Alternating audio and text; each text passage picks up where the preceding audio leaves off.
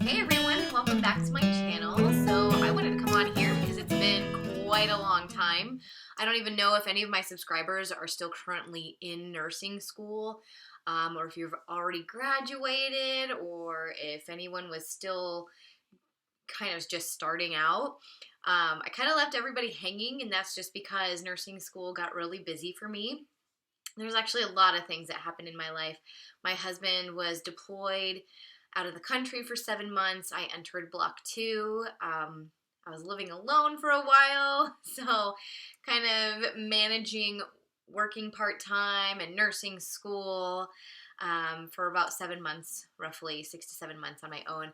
Not a big deal, but it definitely made it more trying because the emotions of nursing school are quite the fun roller coaster. So made it through Block 2 though, no problem. He came home in the middle of starting Block 3. Just a quick recap, I actually became pregnant, which was pretty cool with our first child. Another thing that happened, unfortunately, we also had a miscarriage. All during my spring break, I had a miscarriage for Block 3. It was pretty rough. Definitely a very trying time for me and my husband both. But we quickly became pregnant again after I knew I passed Block 3, which I did, thank God. And I took a pregnancy test, and I was pregnant, to my surprise. So for Block 4, we had summer off. I actually, because I wasn't in concurrent enrollment program, I continued to go ahead and finish the university stuff. And then for entering Block 4, I was pregnant. I was already showing my bump going into school. I think I was like 19, 20 weeks pregnant when I started Block 4. I graduated a full 8 to 9 months pregnant. I think I was about 9 months then because I delivered my daughter on January 3rd, and I graduated December 13th of 2017. So, needless to say, that's my fun recap of nursing school. But I did want to come on here and let you guys know what I ended up doing afterwards. So I had my daughter, and then I went ahead and studied like a crazy woman with a newborn. Very hard to do, especially when I was trying to learn how to breastfeed and do all the things that you want to do as a new mommy. But then also I was a new nurse, and so I had to study for NCLEX, and I was like listening to classical music and UWorld. I used UWorld to study, and I highly recommend it. It was fantastic, knowing how much stress I was under being a new mom, trying to learn to breastfeed, and I'm telling you that was a challenge because my daughter was tongue-tied. We had it fixed. Still a challenge, though. And then I did UWorld. I did questions every single day. I didn't go ahead and stress myself out doing like big chunks of hours of time. I would do like 4-hour stretches. Sometimes I would leave the house. My husband encouraged me to because I could pump the milk and have it for him and, you know, all that stuff. And he'd take care of my daughter. And then we also had family come into town, which was really cool. And they helped take care of her while I studied. So in between, I was kind of balancing all of that. But needless to say, I had taken and signed up to take my NCLEX, and then I canceled it and signed up for a week later. I like wanted an extra week to study, which was good. So I did my UWorld, like I said. That was plenty for me. And then I went and took my NCLEX, and, you know, everybody's like, oh, you passed in 75 questions. That's amazing. I passed in 79, okay? Whoopie-doo-dah. But I did pass, thank God. And then it was time to find a job. So I sent out a resume. I gave it to the hiring manager during my preceptorship in postpartum because I was very interested in women's health, and I was willing to kind of take anything because I really loved women's health. And so they took my information. I connected with a nurse. I gave her my email. She also had my resume and information. And then when I passed NCLEX, I kept her contact information. I shot her an email and said, hey, I passed, and here we go.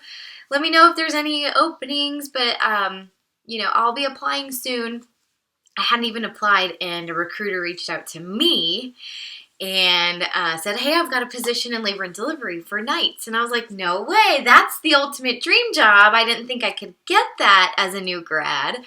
Didn't even apply to the position. I had just emailed the nurse that I made the contact with. And she did pass my information along, and yeah, that was my experience. And then I went and interviewed for the job, and I got called about 15 minutes out of walking out of the interview. I was driving down the highway home, and I got my call, and she said, "We'd like to offer you the position." I said, "Awesome. I'm so excited." So that is the fastest recap that I could give you for everything that happened between Block 2, graduation, passing NCLEX, and here we are, and I am still currently a labor and delivery nurse. So that's where I am at now. I have a 2-year-old daughter and now a 6-month-old son. So I have had quite the many life changes. I will definitely tell you that in a span of a couple of years. But I wanted to pop on here because not only to update my channel and let my subscribers know and kind of re-engage a little bit out there, because there's so much going on in the world currently. We are currently experiencing a pandemic with COVID-19. It's just a roller coaster. Every day at work, we are experiencing different changes as far as what we are to do to protect ourselves and our patients. A lot of people think that just because I'm in labor and delivery means I'm protected. No, I'm not. I walk in the same halls as every other nurse that comes in that hospital. I can come into contact with anything as far as that goes.